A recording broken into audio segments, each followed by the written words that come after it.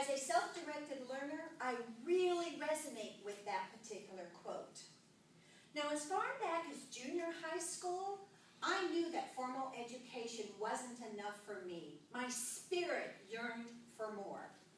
So today I'm going to share the more with you that I have discovered, and that is the 4 levels of learning.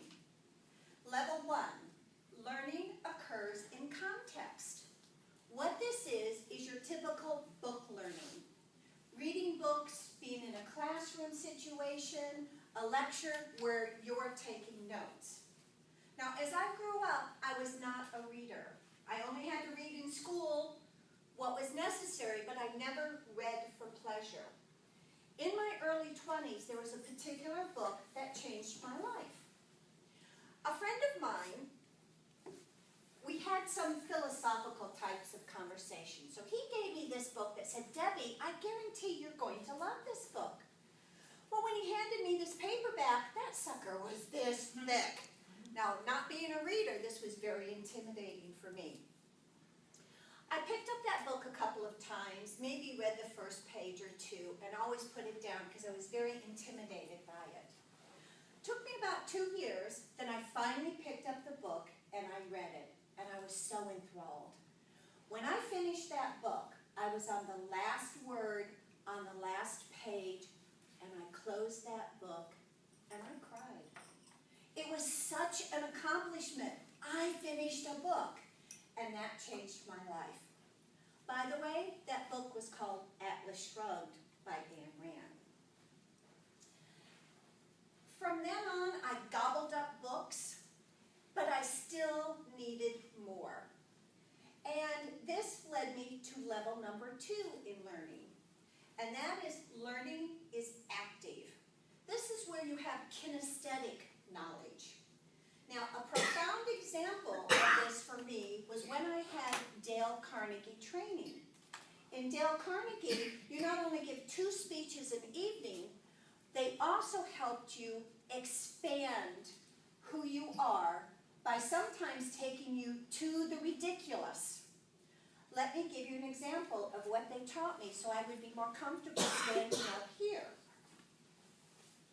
Fee, fi, fo, fum. I smell the blood of an Englishman. Woo! After that, this is pretty easy, isn't it? Another example of level 2 is Toastmasters, which is a great transition also into level 3. Level 3 is learning is social. This is where you have modeling knowledge. This is where we learn from the success and failures of other people. Now, if I want to be a better networker, a great example is Sasha Zebrick, one of our local celebrities, and she is a master networker, and I want to be just like her. I also had an aha moment when a national speaker, someone who has been speaking for years in the 3-piece suit, perfect language, impeccable up on stage, and one day he flubbed up big time.